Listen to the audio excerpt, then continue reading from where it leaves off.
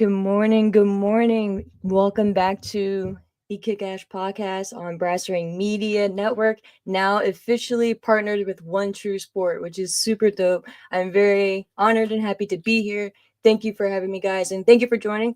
Good morning. Good morning. If you're joining in live, welcome. I appreciate that. If you're watching on replay, that's super dope as well. Feel free to like, subscribe, comment, all that good stuff. If you guys are here, you know what to do. So we appreciate that as always. This is the first show after the official partnership between Brassering Media and One True Sports. So very excited again to start the new year off here and to get things going. It's a good week to start it too. It's been a really fun week in wrestling, so definitely want to talk about that. Obviously, we'll talk about SmackDown. It was the first 3 hour, well, officially to the new 3 hour format. I think we've had obviously some special SmackDowns in the past, but officially moving to the 3 hour format now, which is pretty fun. I mean, not that we all need additional wrestling hours in our week, right? Like we don't have lives, but I think last night the flow of the show was there and the energy was there. Now the challenge obviously is going to be to keep that up weekly. But to be honest, it with Raw, me personally, I've gotten so accustomed to 3 hour Raws.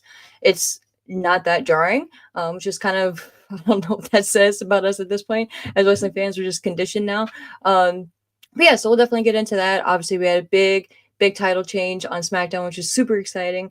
We finally got the cash in that we've all been waiting for. So we'll obviously talk about that, and we'll talk about AEW as well.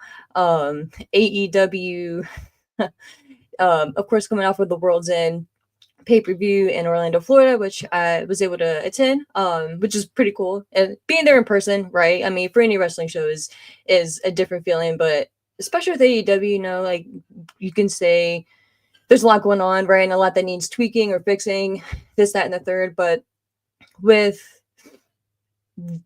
at least the experience being there, and of course pay-per-views are next level up, right? But there's still an energy there. It's not as strong and prominent as it used to be, of course, but it's still there.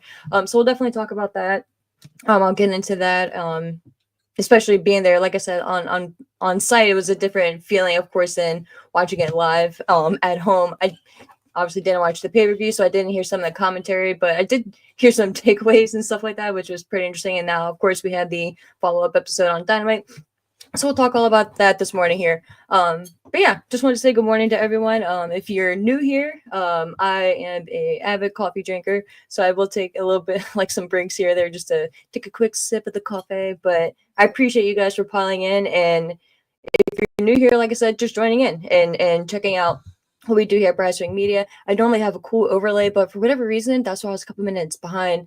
It was working before I logged into the studio, and then when I got back into the studio, it just wouldn't even switch over. So little technical difficulties, right? But if it's not something on Saturday morning, then it ain't a Saturday morning. But yeah, I appreciate you guys being here. So I was debating on either going into AEW first or SmackDown. Just SmackDown, in my opinion, was a bit more exciting, to say the least, which may be an unfair statement. So I think we'll get into that. I do want to pull up the comment section. What up? What up? We have E. Is that Big E? E.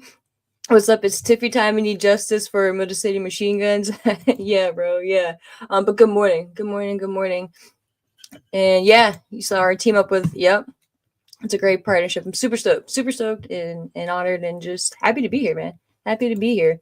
What is up, Josh Rosenbaum? What's up? What's up? You said it was a great SmackDown. Oh, bro, you were at SmackDown, man. What was the moment of the night? Was it Tiffy time? Was it her cash in? Because man, that reaction was crazy. And where were you? Where were you sitting at in the arena? Were you near Jay's entrance? We'll talk about that obviously too. But I love that they all came out together. I thought that was a really cool touch. But yeah, good morning, everyone. Ronson Bead. That's pretty clever with the joke. Joe Henry's picture just cracks me up, bro. Props to him on that headshot. Obviously it's much more than a headshot, but that's just props to him. But Ronson Bead, he said Tiffy, or Tiff, I call her Tiffy. Tiff finally cashed in. My night was made. Yes, dude. It's about time. Is it a hard coffee? It's 5 p.m. somewhere. Nah, bro. It's just a regular coffee. Just a regular coffee, man. If it was a hard coffee, we'd have to move over to the KickAsh Podcast because then I wouldn't be able to watch my words. You know what I mean?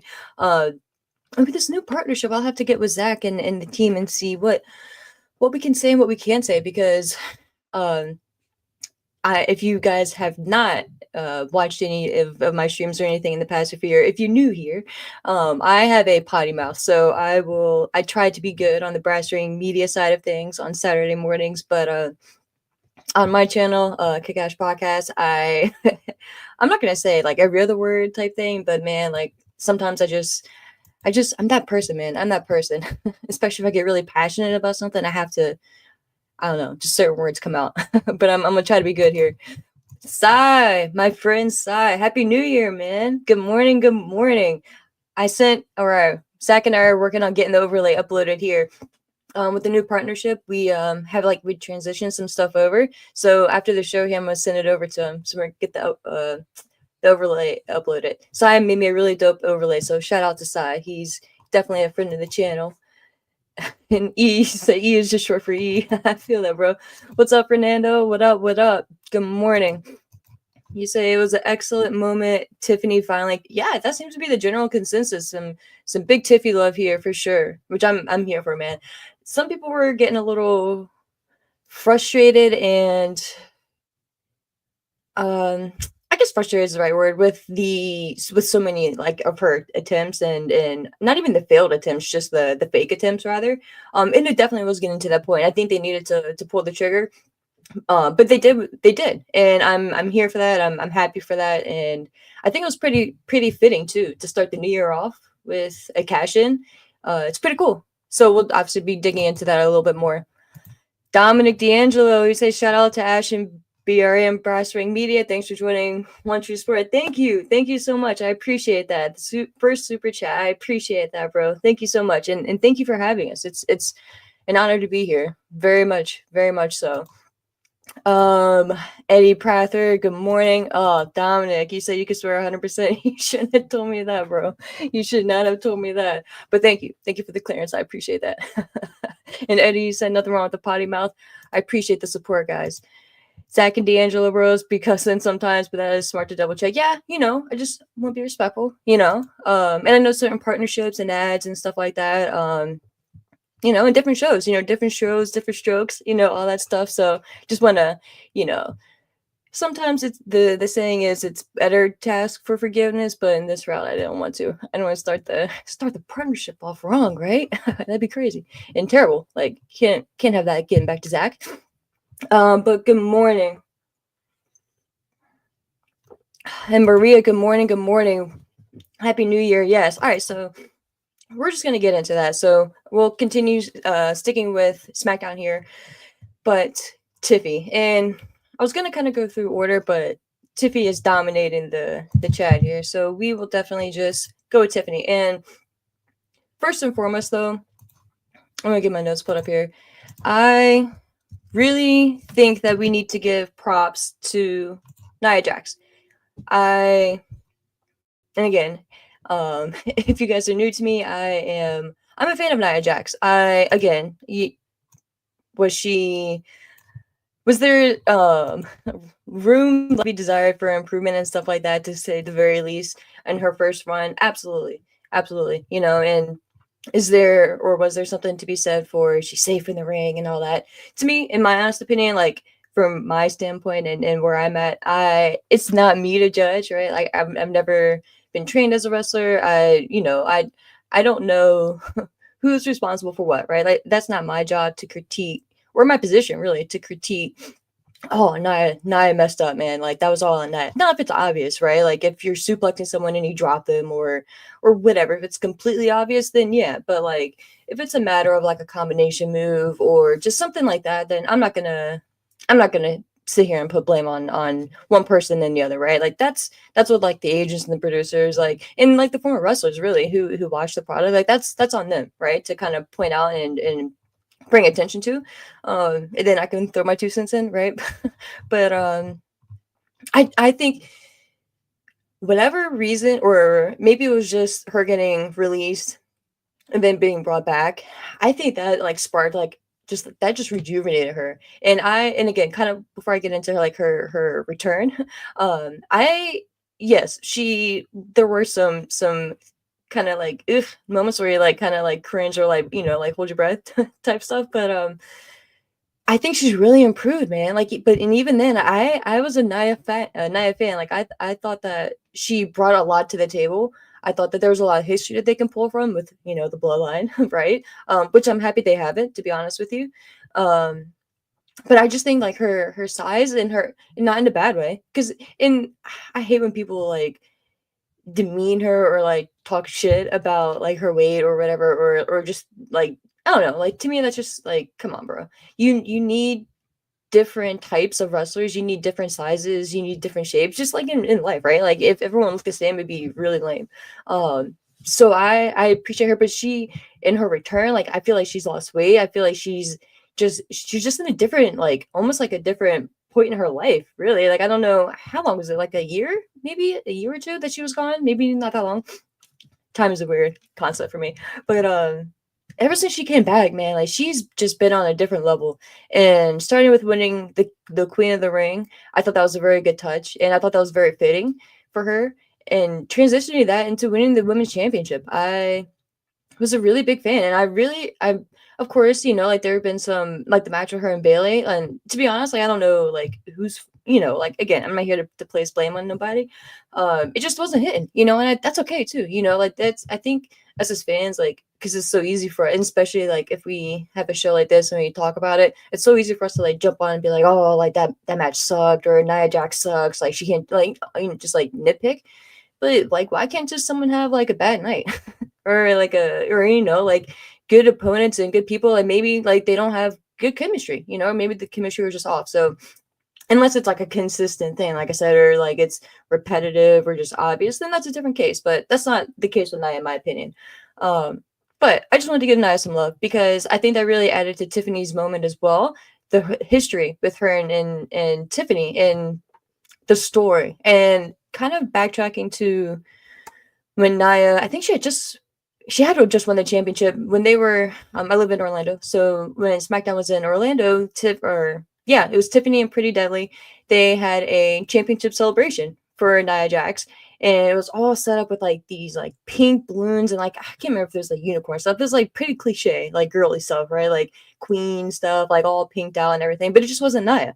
And I remember like seeing the set, I was like, man, like that. This is for Nia. Like that ain't Nia, like that's just not the character that we know. And that was the point. Like it played right into when Nia came out. She was kind of like she just had like a blank look on her face, and she was like I don't remember word for word, but she was like, this pretty much like this shit ain't me. You know what I mean? Like this ain't my vibe. Like that the you know me type thing. So we had always seen like little seeds of dissension between the two, and of course, like I said, there were not full attempts at cash-ins, but multiple times with Tiffany right now with the briefcase and stuff. And I thought she was going to cash in at War Games. I thought that would have been a pretty cool twist and change, really, like just something that you wouldn't really think of, and not really many opportunities to do something like that. Because really, what would happen? Because like if she, and then I go down a rabbit hole. That's just how my brain works. But I was like, she cashes in during the match. Like once the match officially starts, all the competitors are in the ring and the match officially, ding ding ding. What if Tiffany cashes in? If she cashes in, obviously who's she gonna go after? Because both Liv and Nia were in the match, obviously.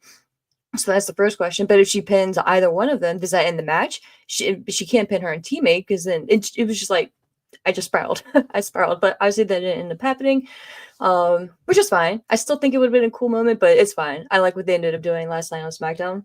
But again, and now fast forwarding back to what ended up happening on SmackDown last night, I really liked how they set it up. One second.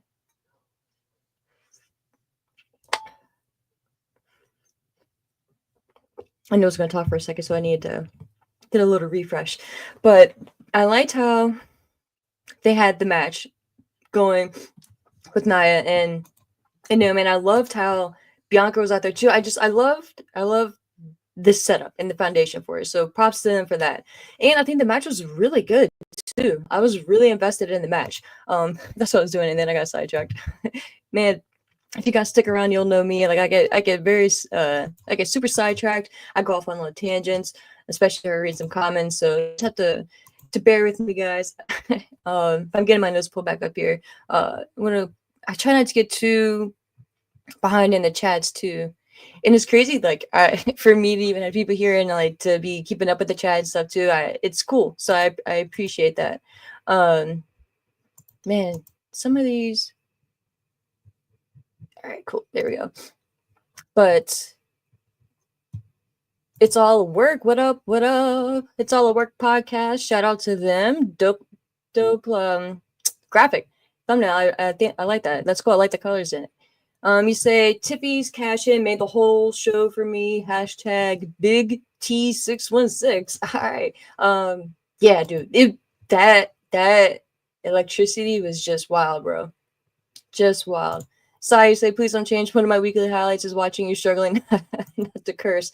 Well, Sai, if you saw, I got the clearance. So now, dude, apparently isn't going to be a struggle. So we'll see, man. We'll see. And that's all work. You say the most senior wrestler usually calls the spot or the heel. Yeah. But then like with Nia and Bailey, like who's the senior one there? Is it Bailey? I think it would be Bailey. I don't know. Okay, I would have to pull up their Wikipedia, right? And their CVs. But yeah, Nia is great. And Fernando, I don't know if it's like good morning to you, Fernando, but if I did not, good morning. You said Nia has approved a lot since she inherited Becky a long time ago. Since she inherited Becky. I don't know what you mean by that one, my friend. You say I've always been a fan of Nia Jax. She was the Brock Lesnar of the women's division. The Brock Lesnar of the women's division. That's an interesting comparison. You mean just like destruction and just like dominance wise, or like what do you mean exactly?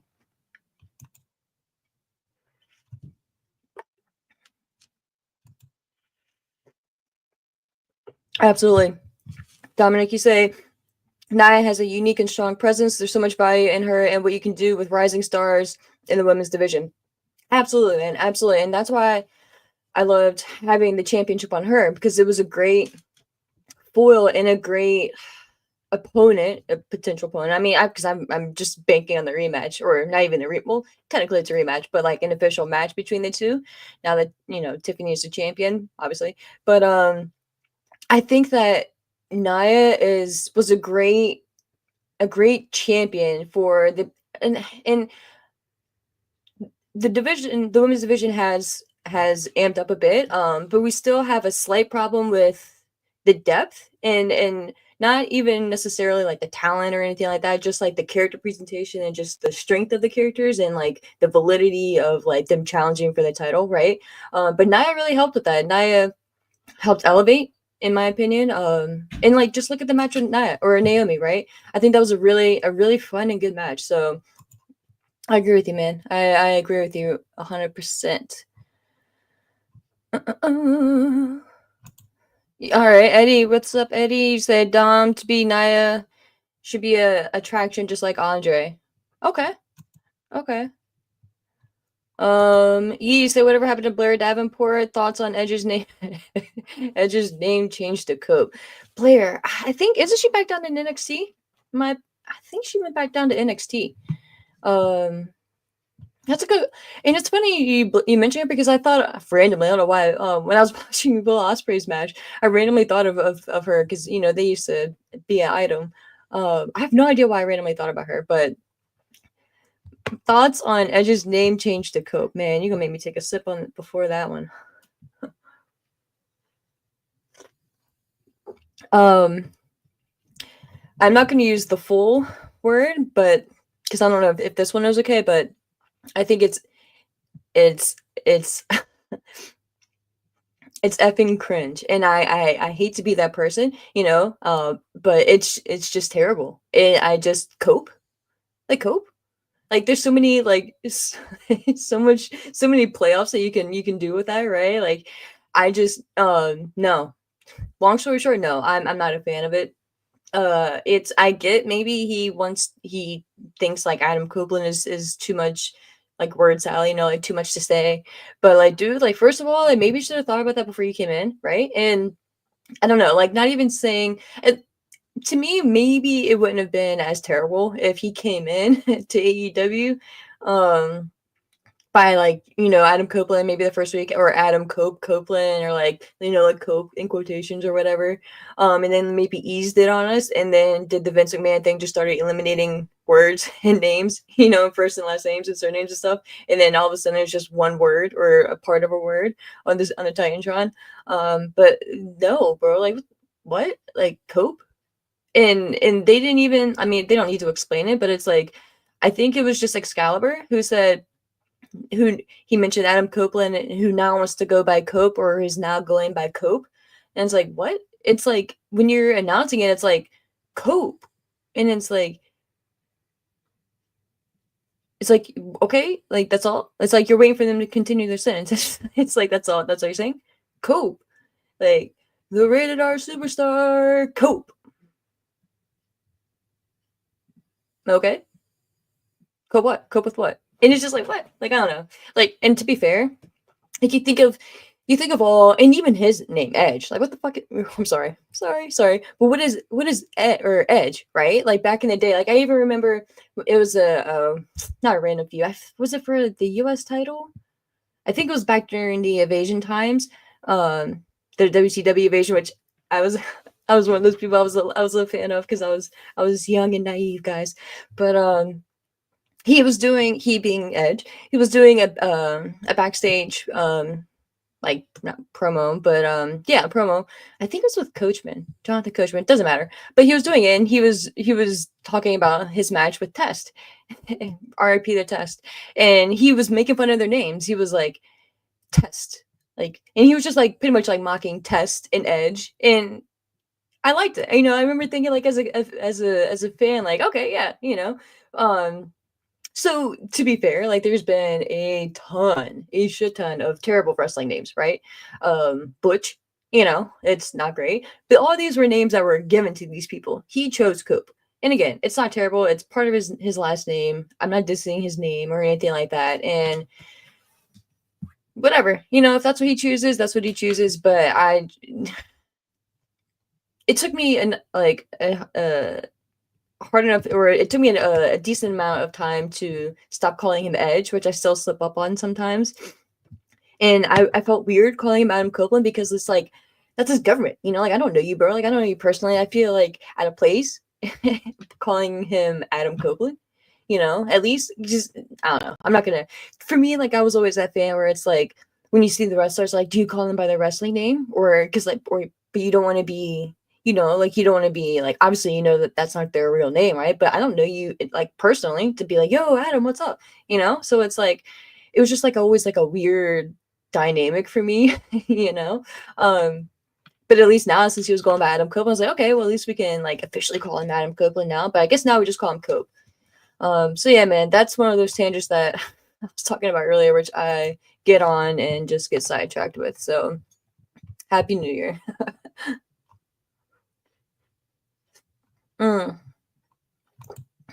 Fernando, you said, I meant she improved a lot since injured. Oh, okay, since she injured Becky a while ago. Gotcha. Yeah. Dude, yeah, man. Bring back Awesome Kong. Bro, I was thinking about Awesome Kong the other day too, man. This is just how my brain works. I miss her so much, man. Karma, when she was brought into WWE for not even, it was like a hot minute. But I think didn't she get pregnant when she debuted in WWE, or was that when she went back to TNA? I think when she, something, or was it just a different health reason? I forget exactly what happened with her in WWE years ago when she was first brought in. But man, like I love Awesome Kong, bro.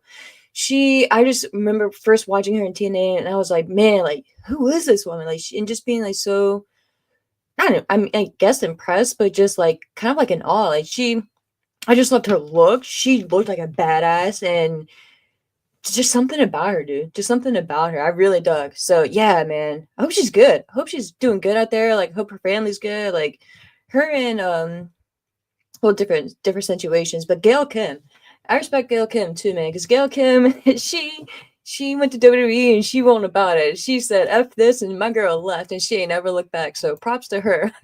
Props to her. That would be something. That would be something if she ever went back to WWE. I would be actually like blown away by that. But she hasn't, so props to her.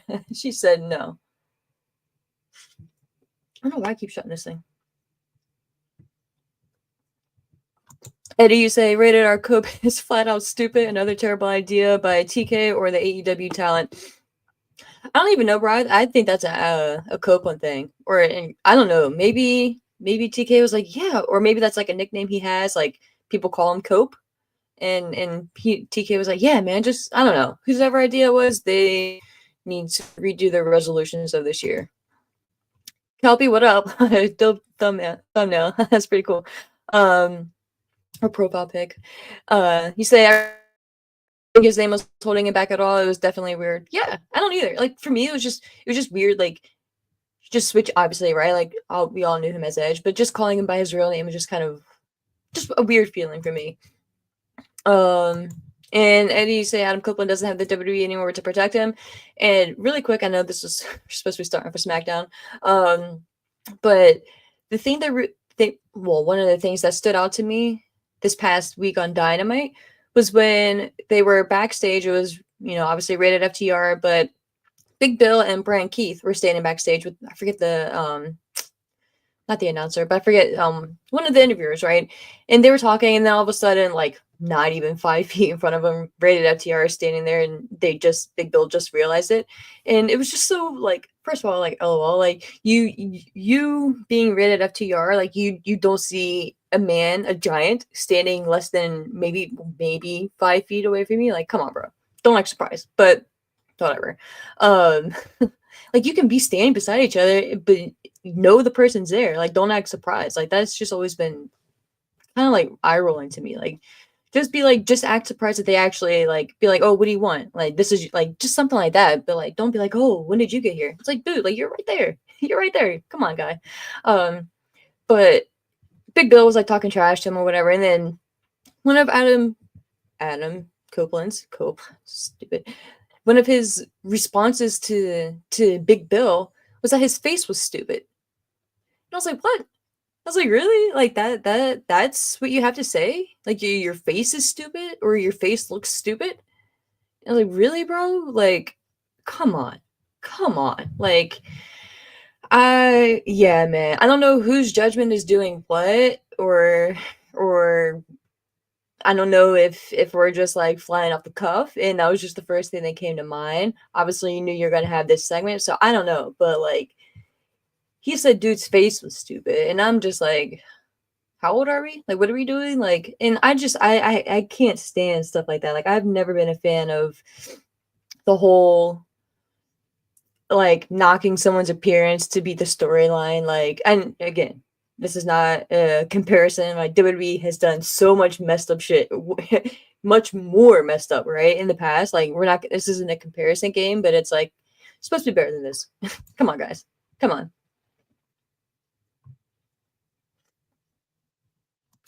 Okay, Maria. You said yes, she got pregnant before having her first debut match in WWE. Yeah, okay, that's what it was. Thank you. All right. Da-da-da. What up, SJ? SJ Woodworking and Restoration. All right, so check them out if you need some woodworking done, right? And some restoration. You say Adam is the one wanting to change his name to Cope. It's got nothing to do with TK or AEW. Yeah, that would just make sense to me. Which again is effing dumb. Sigh. Edge's new name gets a doom for me. Don't even get me started on the effing Costco guys. Oh, cringe. And I guess I need to be mindful of my time here too. I should check this out, but I do have a issue with time management and going long. It's supposed to be like an hour show, and sometimes I go like an hour and a half sometimes. But moving back to SmackDown. Told you guys I get sidetracked a lot, especially with the comments, man, because you guys hit me with some good stuff. So I gotta talk about it when I see it. Yeah, so finishing up with Tiffany in that segment. One second. Oh, and I'm not gonna mention any names because they're not sponsoring, but one of those chains out there has their coffee on sale. So I mean, I'm just saying it's 50% off. It rhymes with bucks of stars. So just saying. Um, but yes, so like I said, the match was great. I was really enjoying the match with Naomi and Nia Jax, and all of a sudden you hear the music. It's Tiffy time. So it's like, oh shit, here we go, and I liked how obviously she brought out her own ref. The dude, I forget his name, the referee's name, but this dude, he is the most forgiving man. So they walk around, she walks around to the commentator's desk in the timekeeper area where they have the little half box set up. Or it's not a half box, but it's like a box and they have the little opening, the little barricade. And they go over to that area and she's like, she has the briefcase. She's like, oh yes, I'm gonna cash in. So she goes to hand it to him and then she she looks at him and she like knocks him over the barricade. And then dude just goes tumbling over. It's just like, oh shit. All right. So here we go. But then later on, I'll get back to him, but just, keep pin that thought on the board.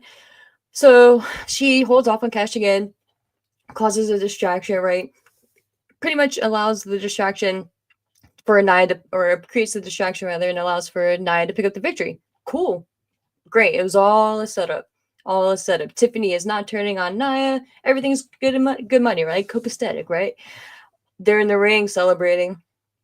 And I loved it too, because Tiffany outsmarted Nia. And I think that it's one of the rare times, really, that the babyface, the good guy, outsmarted the bad guy, right? And it's just so refreshing to see because normally we don't get that, right? Or normally it's a situation where the babyface gets either made fun of or looks stupid, or it's just weeks and weeks and weeks, and then finally they get this opportunity, right?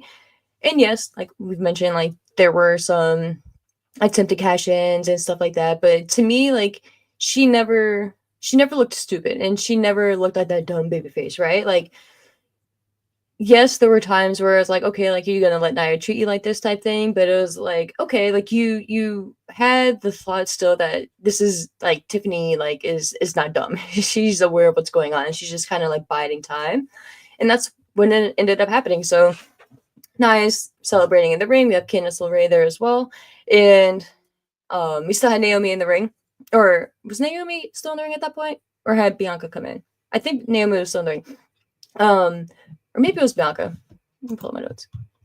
But she goes to Tiffany is like, go hit your the bomb on. It had to be Nia. That's just gonna bother me really quick.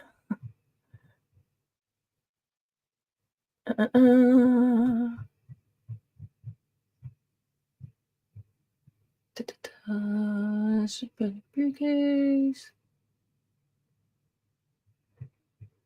I had to be. It's just gonna drive me nuts.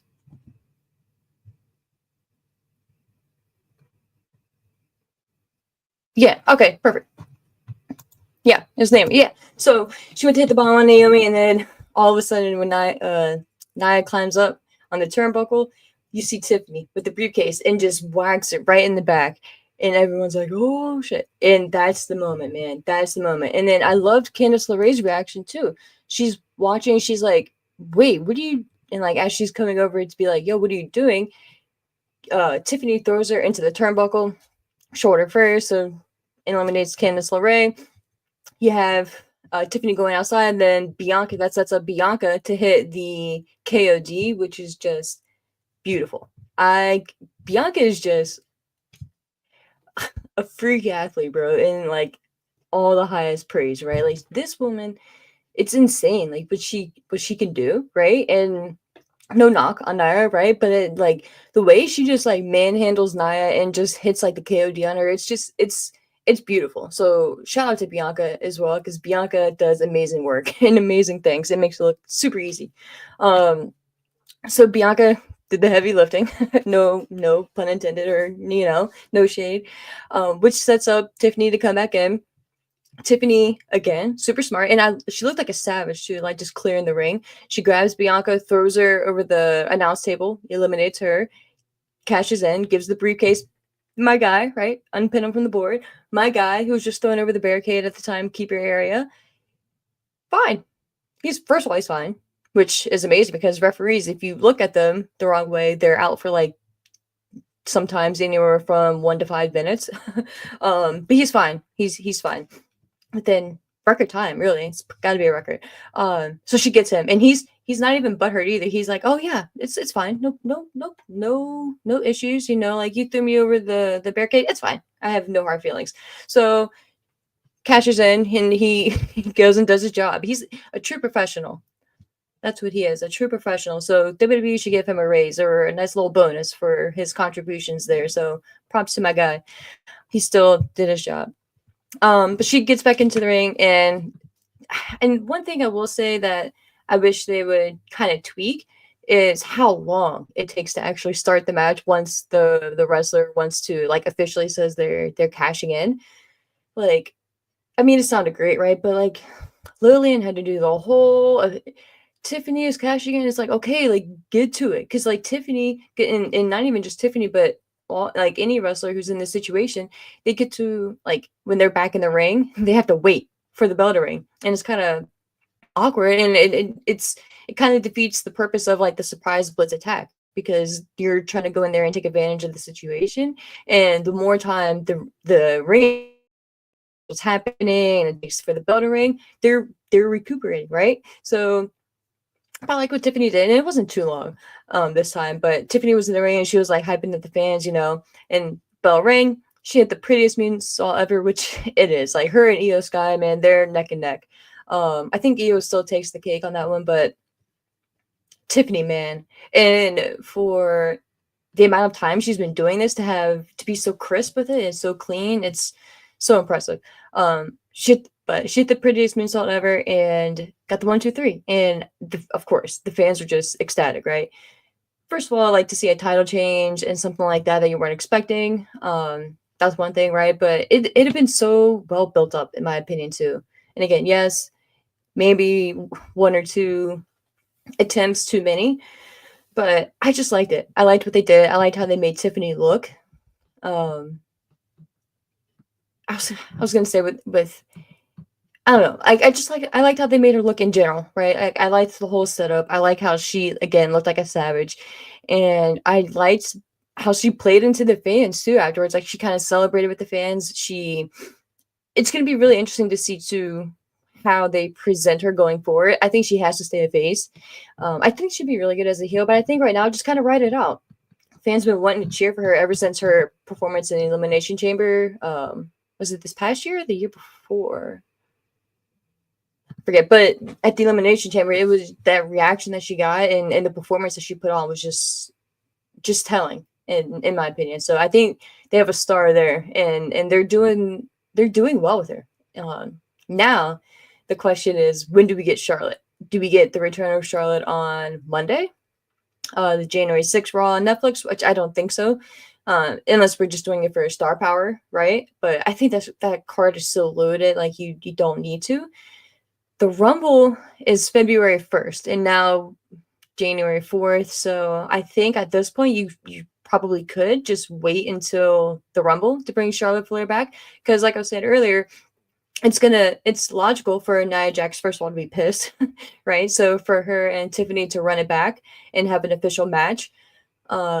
Which I think they can even set that up for Saturday night's main event, because was that January like 25th or something? It's sometime this month, so that'd be a really good match to have at Saturday night's main event. The I guess first, obviously I know this was in a match, but their first like official like full blown match, right? Tiffany and Nia, which I think would be really good too. In my opinion, it's a no brainer. Tiffany's going to retain there, but that takes care of her rematch with Nia Jax, gets that kind of out of the way.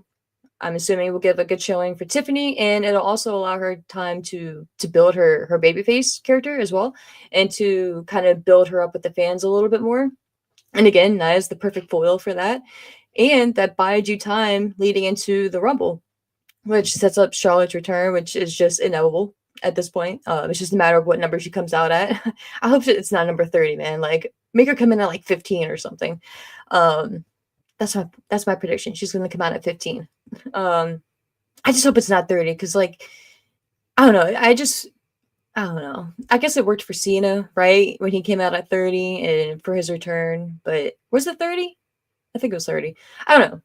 To me, it's just like you've already been out X amount of time. Like, at least work the match. Not saying you had to come in at 1, but like at least come in, put in a little bit of time. But in my opinion, it's going to lead to. I don't know if Charlotte's going to win the Rumble. I could definitely see it though. But there is a case for. Yeah, I don't know. The Rumble is up in the air, to be honest with you, right now, which is fun, which is in for the men's side as well. But I think you can make a strong case for Charlotte to win the Rumble and face off against Tiffany. But you can also just have that you wait for either the Elimination Chamber as well, or to set up like Tiffany's official opponent. But I think you need to do something starting at the Rumble to at least get the ball rolling. And it's just got to be Charlotte, and I think that's going to be just a really good match. And I think presentation wise, it's going to be really dope to see, because I think it's going to really elevate Tiffany as well at Mania. Now, getting way ahead of myself, my hope would be that they would keep the title on Tiffany and really prove a point and make a star there. But again, that's way ahead of ourselves. Yeah, that's kind of like the short term journey I see for Tiffany, kind of leading into it. But it's crazy, man. Like, we're damn near on the road to WrestleMania already, so it's just wild. It's wild. I keep looking at the date. It's just crazy. We're in January, but yeah, it's kind of where I see Tiffany going. Yeah, and because when you think about it, like, who else really would face Tiffany for the title at Mania? I mean, you have options for sure, and they could do a shuffle on the roster between now and Mania, which I don't think they will. Might as well just wait until after Mania at this point. But they had that trade portal going, so we'll see. Yeah, I can't wait for the Raw on Netflix either. I'm super stoked for it.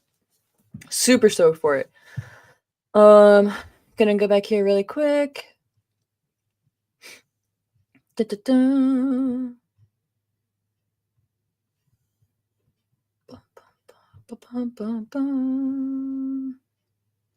Anthony, what is up?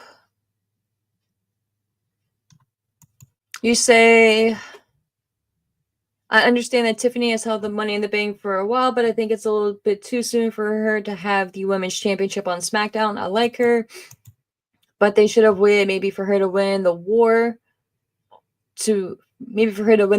Rumble and also have Money in the Bank.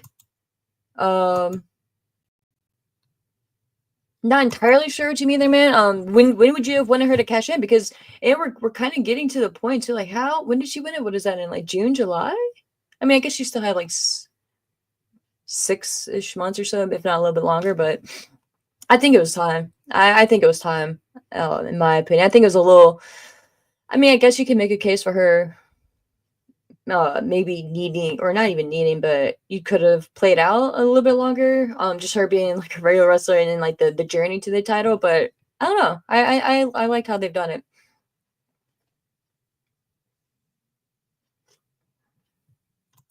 Nah. And did you say Hunter just turn Nia babyface with how Tiffany cashed in the Money in the Bank? Nah, I don't think so at all. I don't think so at all. I just think it's pretty clear Tiffany's the babyface here. Sorry, my allergies, but dun, dun, dun. What's up, Vincent? You say, after the knee injuries, no more moonsaults. Yeah, and that's the thing. Like, it sucks because like the moonsault itself it's beautiful, but the landing, like when she does it from the top turnbuckle to the outside, it's like she barely connects, and it's like just that's why we're like, just stop. But the moonsault itself is beautiful. Yeah, there'd be no point in winning the Rumble. Shit, that'd be way too much. Yeah, dude. Couple, you say, can't believe we're less than a month away from the Royal Rumble. Yeah, dude, it's wild. It's wild. Yeah, and then also the other big point on SmackDown that I wanted to talk about here as well was, well, first I'll mention Drew and Cody and KO, because I love what they're doing there. Again, like, I'm a big fan of what Kevin Owens has been doing, his character, and I don't want to say I was concerned, but I was curious rather what route they would take Kevin Owens going, because with the breakup, right, with Cody, it was Kevin's been one of those characters where, like, he's turned so much, not Big Show levels, but it's just we've kind of seen him go back and forth. Like, he even joked about before. I mean, this was being drafted back and forth between Raw and SmackDown. But like, he's just that guy that's just like a variable, right? Like, he could be changed and like tweaked at any point because he's that good, right? And it's not a knock. It's actually the exact opposite. It's because dude is so talented at what he does, in any version, that he can be a good guy, a bad guy, whatever. But it was, for me, a situation like, it was, again, just hesitant, like, okay, is this going to not water him down, but I don't want to just see, and this is coming from a big Cody Rhodes fan, like, I don't want to see Kevin turn just to be another sacrifice to Cody type thing. Because I value Kevin. He's a valuable piece on the card, right? And in the locker room. So that's what I was concerned with, but I've loved what they've done. I love the backstage attacks where the cameras aren't there, and the one that they from Bad Blood, right? When Cody was going into his trailer, and it was just, I think, like, was it even any like CCTV footage, or it was just, I think it was just the fan footage. I know that was what WWE was first putting out. I think that's what it was. I think it was just like some fan videos, and then they, like, a little bit later, they put out like the CCTV footage of Kevin just demolishing Cody, right? Just attacking him and beating the crap out of him at his bus. And I love that. I love little things like that because, yes, the show was over, but they were continuing it. It was kind of like what The Rock did with Cody, but in a different light. But I liked it because it gives you that unpredictability feeling and that realistic feeling too. Like, man, like, Kevin is pissed, and you don't expect that, right? Because I'm one of those people, right? I'm one of those fans that when the show's over, if you're attending a show live, like, when the show's over, you go down to like the parking deck. As crazy as it sounds, it's stalkerish, but you go to watch them leave, right? And then that's when you can get some pics with them, and that's when it's just like a cool interaction, right? And it's cool to like mingle with all the other fans as well. I've made good amount of friends just by doing that, and met some really dope people. But that's like that's when you're like, like, you're not expecting anything to happen. You're just chilling. They're all going to the hotels. They're whatever, they're flying out, whatever, they're all just leaving. But for Kevin to attack Cody, that's like, oh shit, like, this isn't supposed to be happening. So that type of feeling, right? So I just really like what they've been doing with Kevin and the savagery and how Triple H displayed him, right? Like, this dude's a maniac. Like, I'm protecting you from him, or like, I'm like, I'm trying to, like, I'm not protecting him, I'm protecting you type thing. You know what I mean? So I just really like the presentation with it, and I kind of wish that Kevin could beat Cody. As crazy as that sounds, like, I know he's not going to lose the title now since we're, again, so close to Mania. But man, like, if this was after Mania, like May, June, I would make a stronger case for putting the title on Kevin. And I still think he could, but I wish we could, man. But I don't see it happening, which is sad. But yeah, and I like what they've been doing with the Winged Eagle title. I think it's just beautiful, right? Just a beautiful piece of hardware.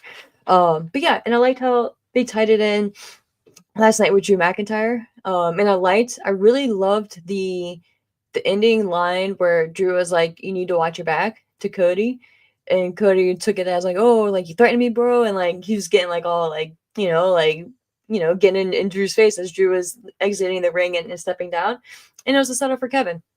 So I dug that, and it was just vicious, right? And it's what you would expect because of everything that's been said and done between the two at this point. Even the little things with Kevin just wearing like Dusty Rhodes t-shirts and stuff like that. It's just savage.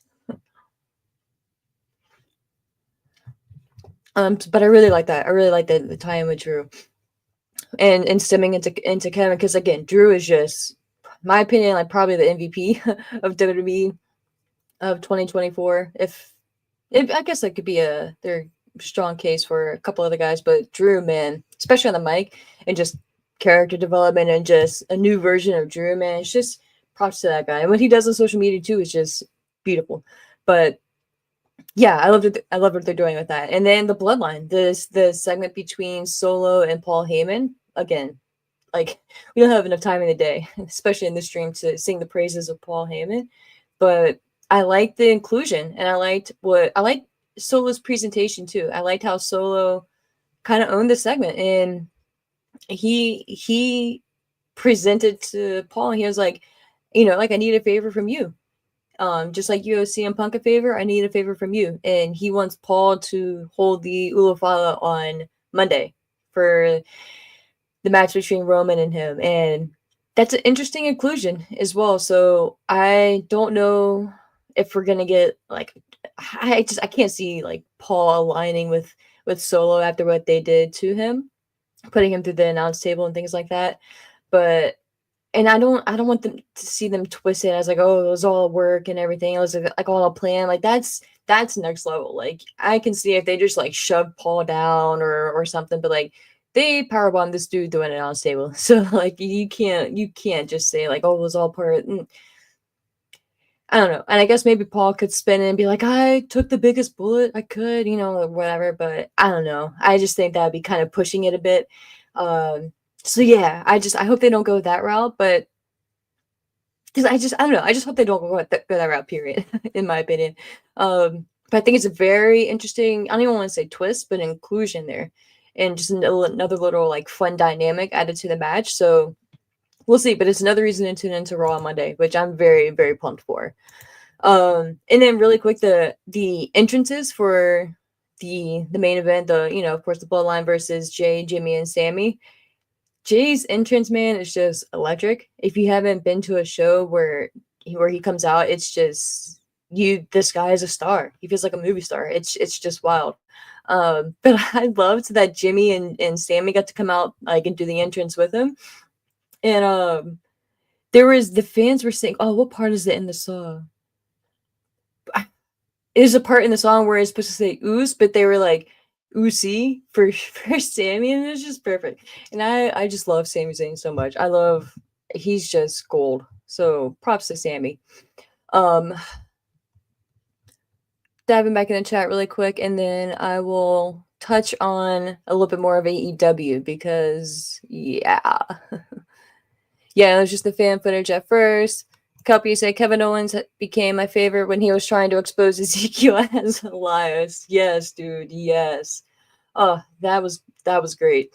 And that reminds me of the lost tapes that we never got from Sami Zayn and his conspiracy. I hope they end up releasing that because that was just beautiful. Do you lose the man? You say it was obvious KO was going to ambush him at that point. Yeah, it was. It was obvious to everyone except for Cody. You said Cody didn't do the whole finish the story thing to lose it before a year is up. He's not losing it anytime soon unless it's a place like Mania. Yeah, man, I agree. And it's just a bummer though, because I love what they're doing with Kevin. It's just a testament really to how well Kevin is done, in my opinion. Jordan David Fox. She said I was there live, row 3. Wow, nice seats, bro. The place came nuts when you heard it. Dude, I bet. When they heard it's Tiffy. I bet, dude. Y'all knew. Y'all knew. E said the powerbomb could be the sacrifice to show how far he is willing to go for Solo. Yeah, man, but that's what I just said. But yeah, that's just I don't know. Like, I guess, but that's a stretch for me, man. That's stretching a bit. Good morning, Kyle. Good morning. You said love. I guess CM Punk. Yeah. Oops. You said I've known CM Punk since he was 16. Since he was a 16-year-old from Kyle of Green Bay, Wisconsin. So you know CM Punk? You know Punk? You've known him since he was 16? Wow, that's crazy. So that's crazy. Maria, you say you think KO's gonna win the title. I wish, man. Like that'd be pretty cool. I don't think he's going to, but I'll stick with your positivity on that one. But AEW, and I'm not gonna get too in depth on it. But AEW and the follow up from World's End, and we have to start with the intro. I love me the song. I'm not gonna say the Pointer Sisters because that's the only song I know by them. I'm not gonna like act like I know, but that ain't it, man. That ain't it. It doesn't fit the vibe of the show. It doesn't. The words and the tone of the song do not fit the video package that you're displaying for your intro. And to me, like I have like a weird like sensory or like weird just like thing with my brain. And like if something doesn't like kind of like align or match up, it just really like it like just kind of bothers me more than it should and more than the average person. So throw that out there. But when I first, because I was working when Dynamite was airing, so I watched it back. And well, on my 15, I was kind of scrolling through Twitter or whatever, and I don't know which account it was, but someone had posted, and I thought it was like it was fake. I thought it was like something like a fan had created and did like an overlay. And so I was like, okay, this can't be it. But then I saw more and more people talking shit about it. I was like, okay, is this legit? So then I went to an official page, an official account that I trust. And sure enough, that was the legit opening for the show, because then it transitioned into the it's Wednesday, and it's like, really? That's a choice that you made for the mother of all simulcasts. Okay, bro. Okay. And again, I I like the song. I don't think it fits for an intro to your wrestling show. I don't see it. I think I read somewhere where it is like it is like the official new intro, and maybe it just wasn't a 1 week thing. I was hoping, I was like, okay, maybe I'm so excited. It's just for the debut. It's a new, like the Mother of All Simulcast, right? Like it's a new era in that respect for AEW. Or it was supposed to be. It's the start of the new year, so okay, cool. Like maybe that's it, and I'll allow it, right? But if it's gonna be like that weekly for Dynamite, I ain't about that. I ain't about that at all, and I hope he changes it. Now, I say all that bad and negative parts. I was gonna say all that bad shit, but all that negative part. But I will say, and I will always give Tony Khan credit and respect for opening that book, man, opening that checkbook, and dishing out money for those rights for the songs, right? He is not shy about spending money and licensing songs, as we've seen. So I'll always give him just keep props. I'll always give him respect for that. Now the song choice and the decision, I don't know if my dude should have an aux cord or not, but keep the book open and maybe read the room and let maybe someone else make the decision or get like a general consensus. And maybe that was it. Maybe everyone decided on that song and I'm just the not cool one, but which is fine. But I ain't about it. It just doesn't fit. It just doesn't fit. But props for trying, and that's what I say. Like, I give you credit for trying something new. And again, like it's not like the end all be all. In my opinion, it didn't work. You could change it for next week, but we'll see. We'll see.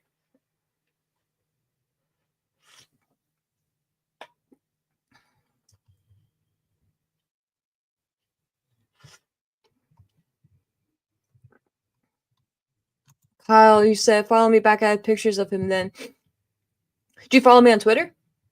If so, I'll check when I don't check that stuff. I'm on the that I'm doing this because I ADD, man. Like I'll get real even more sidetracked. But yeah, if you followed me on Twitter, I definitely will. And thanks so, and thanks if you did. But yeah, you guys can follow me on Twitter. I guess you should just throw that out there as well. My show that I do weekly on my personal channel is KickAsh Podcast on YouTube. So definitely feel free to check me out there and subscribe, all that good stuff, right? I'm just a little baby channel. I just started really this year.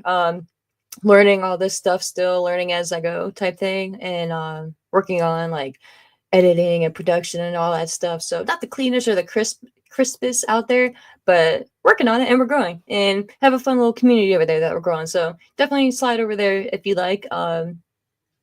and just have some fun over there too. But yeah, so definitely feel free to check me out over there. But you can follow me on Twitter, like I was saying, at KickAsh Podcast _. That's the show's channel. Or you can follow me personally at ASHMANNS on Twitter as well. I did make a Blue Sky account, but I can't. It sent me this verification email, and then when I click on the link in the email, like it's like a loop. It doesn't. So, and I don't know. But Kyle, I'll definitely check it out. I'll definitely check it out. And you say, oh, sweet, okay. SummerSlam. Oh, you see, okay, with Jeff Hardy, sick. Okay, dope. Jeff is my guy, man. Jeff, I love Jeff Hardy, bro. I love. Okay, oh, dope, Kyle. Okay, cool. Appreciate that, man. And E, so I'm glad you brought this up. She said, "How often is your show? What day? And do you talk NXT or TNA?" So I am for this year. I am working on a schedule because I have 2 jobs. I have a full-time and a part-time. So the part-time eats up my evenings. So I'm actually working on getting like a specific day and time. So TBD on that. But I'm gonna work that out probably this week. Normally I go live on like Sunday evenings. It's normally in the evenings, Sundays or Mondays, because those are the 2 nights off that I have during the week, and Thursdays. But Thursdays are normally a little bit busier because it's in the week itself. But normally on Sundays or Mondays. So not to be like that person, but if you do subscribe and like you turn on the little notifications, I'm a very random and like impromptu person. That's my word. That's my scapegoat word, is impromptu.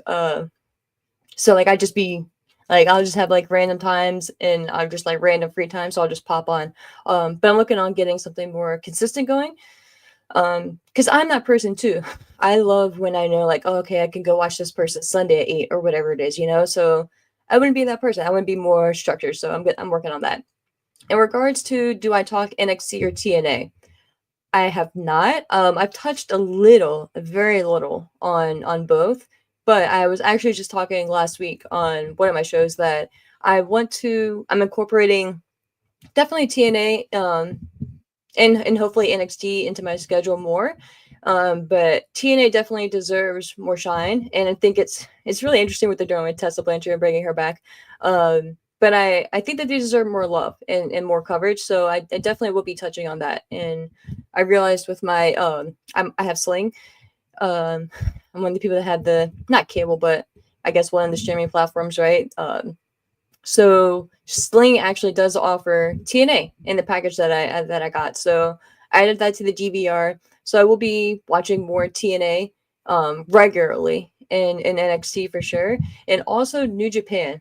Last night I tried to watch. I fell asleep. It was just a long work day. But I signed up for a New Japan World. So in $10, dude, it's such a great value.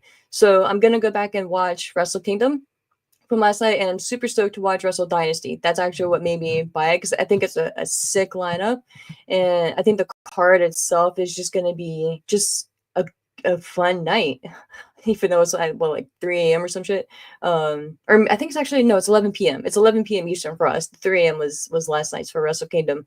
But that's fun too. It's fun to be able to watch wrestling at like random times. You know, us Americans here in North America, we're spoiled with our time zones. But yeah. So those 3 I'm definitely going to be incorporating more. So thanks for asking, man. I appreciate that. Awesome. You say just follow KickAsh Podcast on here. I appreciate that, man. I thank you so much for that. Oh wow, you said I saved Jeff Hardy's life in Milwaukee. Well, I appreciate you saving his life, brother Nero. He's my guy. I lived before I moved down to Orlando. I lived in Richmond, Virginia, and what year was it? 2018, 2019. He was doing a little tour, like a little, because if you guys don't know, he has a band. Jeff Hardy has a band, and he's really into singing. So he was doing like a little tour with just like a mini, like some, like maybe a handful of shows. And he came to Richmond, and I got to meet him. The nicest guy, the chillest dude. Probably not surprising, but the chillest dude. Like, he was interacting with everyone. He even did like some little wrestling moves with one of my friends, and I was like right there, like right near the stage. And he threw, I don't have it handy, but he was like drinking like a gallon of water, whatever. And he had Drew all over on the way here. And he threw that out into the fans. And it was meant to be mine. He threw it and it hit this beam. like in the ceiling, because it was supposed to, like, I was kind of standing to like close to the stage to the right if you're looking at it. The way he threw it, it should have gone soaring out straight ahead. This shit hit the beam and landed right in my arms.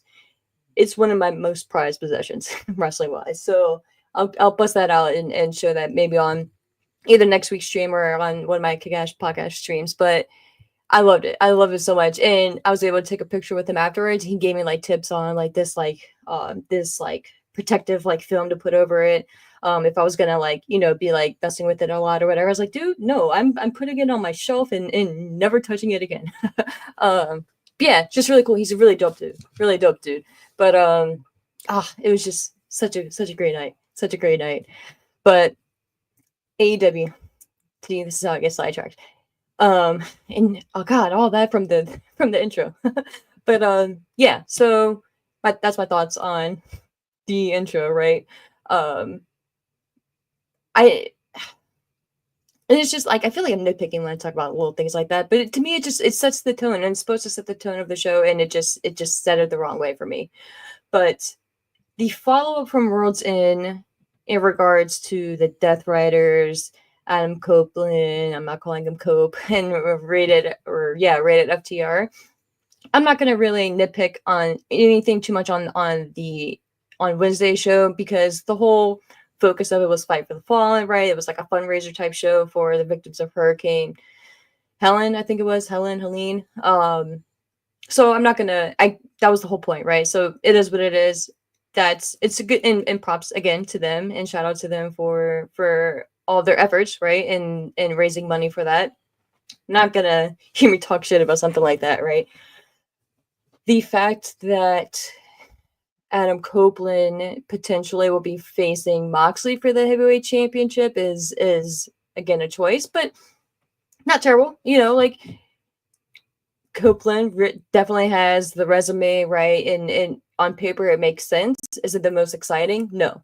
And I think it leads into a bigger issue with the lay of the land so far in AEW starting the new year, right? We have Edge wanting, there we go, Adam Copeland, Edge wanting to face Moxley for the champ.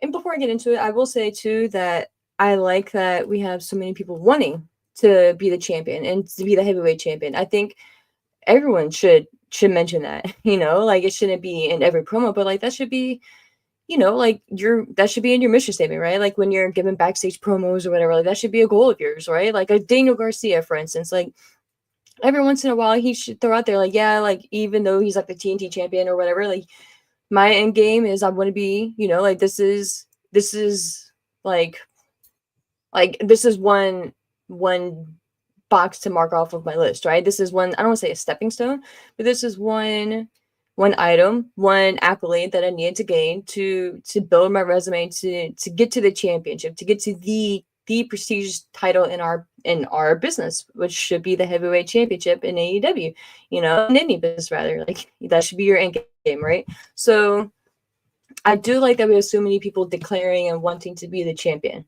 Put that out there, whether it's someone who's in their 50s, 60s, or someone who's in their 20s. Like everyone should want to be the champion if you're actively wrestling, right? That should just be a thing. Now, you go from Adam Copeland wanting to be the champion. You have Christian still like meandering out there with the not Money in the Bank briefcase contract out there. You have now Jeff Jarrett, who 10 minutes? Are you serious, bro? Like, come on. Like that did not need 10 minutes. Like you could have easily chopped that in half. You could have done a backstage segment with him. And again, like to build it up, I get you want to make it feel prestigious. So okay, like you want to give him time in the ring, fine. 10 minutes. Come on. It was so dramatic too. Like I get you want to build it up, right? That's fine. But like I think they could have done away with the backstage part, or it just had him and Karen talk, because it just really took away like having, I don't know, like it just like having like Sanjay there was just really, it just took away from the seriousness really of it for me. And I think you just very well could have had Karen Jarrett with Jeff standing there and just did what they did and had their part, and then have Jeff go out to the ring and then 5 minutes, maybe. We don't need Wikipedia, we don't need his resume, his CV of what he's done. Like, we get it, you know? But it's funny, too, that, like, we get a whole rundown and a whole damn near history of Jeff Jarrett, but like we don't get that for any of the new talent. We didn't get that for Omega. We didn't get for just backtracking to the beginning of AEW. We didn't get any type of back history, and we rarely get any type of back history of anyone, really. So the fact that we got a whole 10-minute dialogue of the journey of Jeff Jarrett, it's like, really, like, of all people. And again, no knock on him, like, props to him. Like, I respect him. Like, it's nothing, no disrespect, you know, like it's not anything like that. It's just, I hope this isn't turning into like a Sting thing, because there's just levels, you know. And again, no disrespect, because his family, right, Jarrett's family, has contributed so much to the wrestling business in and of itself, and Jarrett has as well. But I just think it's just the presentation, bro. And it's just, if we had this segment, but we also had some of the other AEW original talent and like homegrown talent and just the talent that aren't so drenched in WWE flavoring, right? And all that, it would be different, and it wouldn't be so like WTF, you know? It would be like, okay, if it was like, if we had, and yes, we did get a backstage segment from MJF, which was immediately after his match on World's End. It's like, you know, like they had taped it backstage, right after his match. He was still beat up and everything, which I love those interviews. That's cool. But I just using that as an example, like if we would have gotten MJF early in the night, like in the ring, like declaring or whatever, and then we had Jeff, or even in the back or whatever, it just would have been different in my opinion. And maybe that's just nitpicky, but it was just too much, man. It was just too much. It's just not the AEW that I expected. You know what I mean? And I don't have Max, but I hear that they're uploading all of the, and obviously, right, they're going to, but they've started adding the shows from like the original, like the day one of Dynamite. And I want to go back and watch it because I was at the first Dynamite when it was in DC. And I want to go back and watch it, but it's almost gonna be like bittersweet. It's like, man, like, what happened, you know? So yeah, and I just think that the whole non-direction with Moxley, like, it's just getting to be too convoluted at this point, and there's no real sense of direction. Like, where I thought we were going, it's not where we're going. We're not getting Shane, which is fine. No Shane McMahon. That's all fine and dandy. I was one of those people. I was like, no, he's coming in. He's coming. I was one of those people, but it's fine. It is what it is. And I wasn't. I didn't have a whole bunch of stock into that, to be like completely transparent. I was just like, I wanted to see him come in just to watch the world burn type thing, and people lose their minds. But I just thought that would be really cool. And again, like, maybe that was the thought and things fell through. Maybe it was never the thought. They were just having fun with it. That's fine. But the reason it escalated was because of what Moxley was saying. The whole higher power, like taking AEW. They seem to be slowly drifting away from that, and they aren't referencing that as much, like saving AEW, which is, I guess, a good thing. But then what is really the point? And that's what I'm trying to figure out. And that's what I want to figure out, and I want to know, because I want to be excited about this. And Moxley's a cool dude, you know, but the stuff that he says, it's like, okay, like, but like, what are, like, it kind of, not talking in riddles, but it's almost like, okay, like, this sounds really good, but like, what are you mad at? Like, what are you fighting against? Like, I don't know. And like, I just still keep going back to the whole way, like how it started with Bryan Danielson. Like, Danielson was literally on your team, dude. Like, he fought and believed in all the same things you did. So like, it just doesn't make sense to me. So I'm still trying to figure that out. And in regards to the Continental Classic and Okada and Omega, I was that person. I thought Fletcher should have won the whole thing. I may be mistaken, but I did not see anything in relation to Fletcher. No follow-up from Fletcher. No nothing. Again, I could have missed something. But if I did not, and there was no follow-up, that's an L in my opinion. I still think he should have won the whole tournament, and you still could have done what you did with Okada and Omega afterwards. You could have had Omega coming out, and instead of presenting the title to Okada, you still could have had, if you wanted to do like an official presentation, you could have had Omega present the title to Fletcher and really just eat at Okada, do that at the top. So pretty much have everything almost the same. Have Daniels come out, Fletcher standing up there, Okada's still like getting up in the ring, like collecting himself, trying to like figure out what happened, whatever. He's jumbled, right? He just lost the match. Fletcher could have been at the top, being crowned, being christened, the winner of the tournament, the Continental title, all that good stuff, or about to be. Christopher Daniels comes out, says the exact same thing. Omega comes out. Instead of Omega bringing the title down to Okada, Omega could have handed it to Fletcher and just be like eyeing Okada and just kind of like rubbing it in his face, the stare down, and then Omega can still walk down to the ring. They can still have their face off, the stare down right in the ring, but it's just them. It's just their history. It's their grudge, like it doesn't have to be about this. I don't even want to call it secondary, because what is it, a tertiary title? Like where does it rank? And that's a completely different issue. But their feud, this shouldn't be about the title. It wasn't about the title. It's, even if we're just going off of their history, like that, their New Japan history is one thing, but like just their history in AEW, like it was never about a title. Like the Elite destroyed Omega, right? Storyline wise, like they're the reason Omega's been out. So that's all you needed. And I think it could have crowned Fletcher, made him a king, made him a star, like made him, period. You have him going off and doing his own thing and just crushing it. You free up Okada from the title. You have Okada pissed off. You finally get the Okada that, like the real Okada, not this Okada that runs around saying bitch, like, yeah, it's funny, I guess. And when you're there, and to be fair, like when he did like the FU or whatever, that rolls in, like when you're there, like in person, you get a chuckle, but it's the same thing. Like it's like week after week. And it's like, well, when he's shown on TV, but it's like, I want more. Like that's not the Okada. Like, and again, I've always said, like, if the Okada that we're seeing right now was on WWE TV, people, the AEW faithfuls, would be losing their mind. They would be talking so much shit on WWE, like, oh, they're ruining Okada, da da da da, like, why, like, just all this stuff. And again, like, I'm not that person, like, AEW versus WWE fans or anything like that, but it is very obvious, right? And very clear. So I'm just stating facts.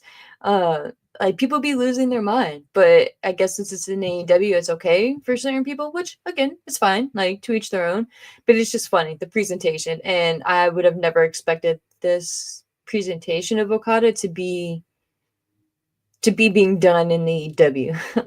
And not even him being a bad guy. Like when they made him bad guy, I was like, okay, like this is interesting, but I was intrigued. I was like, okay, like let's see where this goes. But it didn't go in the right direction, in my opinion. So I don't know. I just feel like you could have had the same outcome with Omega and Okada, but still made Fletcher.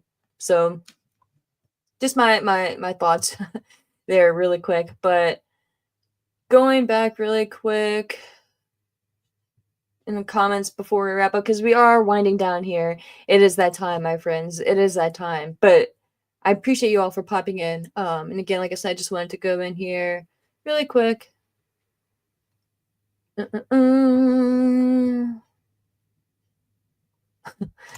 do you say Adam Copeland versus Moxley is at least a better choice than Mox versus Jarrett? Oh God! And MJF wants the title back now too. Yeah, he does, and it's about time. Cole, oh my God! Don't even get me started on that. We'll be here another hour. You said AEW with the over 50 club. Oh God, not that. Not that. Eddie also said Shane was never going to the minor leagues. Ooh, shots fired. Yeah, I think that picture is probably just for fun. It is what it is. Yeah. Fernando, you said the Hurt Syndicate has a more clear direction than the Death Riders. Yeah, and that's sad. Good for the Hurt Syndicate, but sad for your main event scene.